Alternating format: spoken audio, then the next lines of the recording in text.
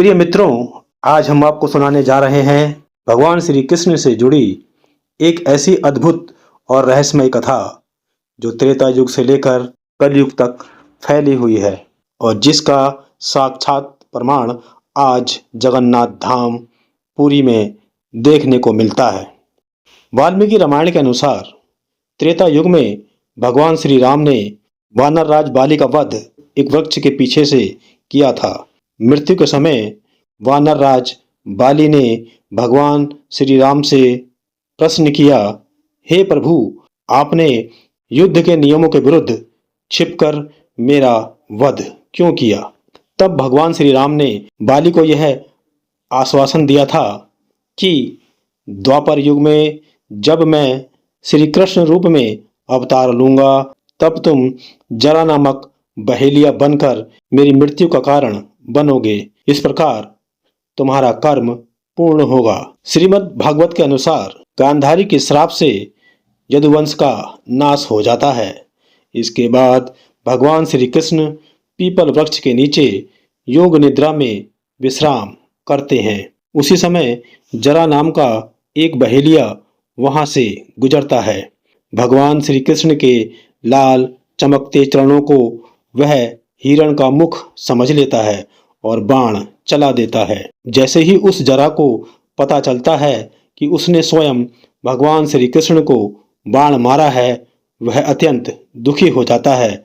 वह अत्यंत दुखी होकर भगवान श्री कृष्ण से क्षमा मांगने लगता है।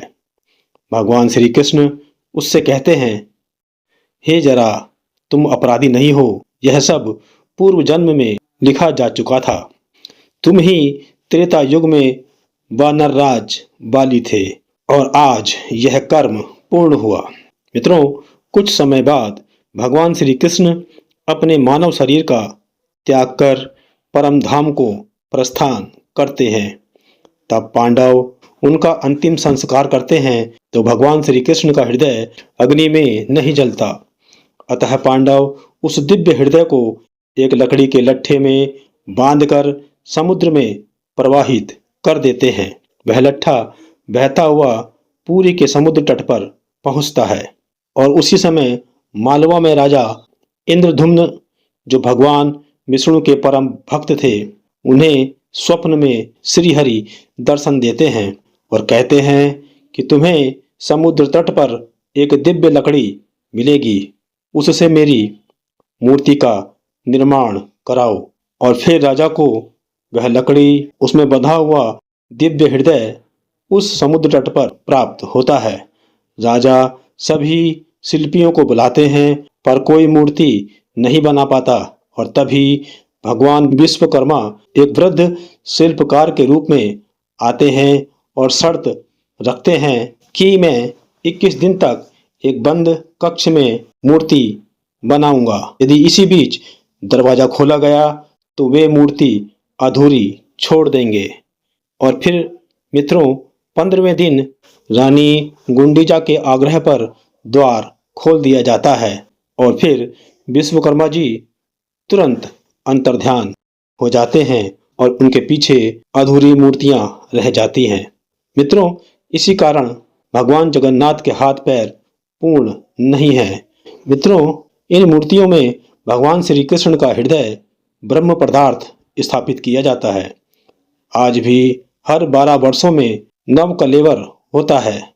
ब्रह्म पदार्थ को पुरानी मूर्ति से नई मूर्ति में स्थानांतरित किया जाता है। पुजारियों की आंखों पर पट्टी और हाथों में वस्त्र होते हैं। पूरे शहर की बिजली बंद कर दी जाती है। मान्यता है कि ब्रह्म पदार्थ सजीव है। हर वर्ष भगवान जगन्नाथ, बलभद्र और सुभद्रा की भव्य रथ यात्रा निकलती है, जिसे देखने के लिए दुनिया भर से लाखों श्रद्धालु जगन्नाथपुरी पहुंचते हैं। प्रिय भक्तों, यही है भगवान जगन्नाथ की अद्भुत और रहस्यमय कथा। यदि आपको यह कथा पसंद आई हो तो कृपया इस वीडियो को लाइक, चैनल को सब्सक्राइब और बेल आइकन जरूर दबाएं और कमेंट में बताइए आप अगली कौन सी कहानी देखना चाहेंगे। सभी भक्तजन श्रद्धा से बोले जय जगन्नाथ।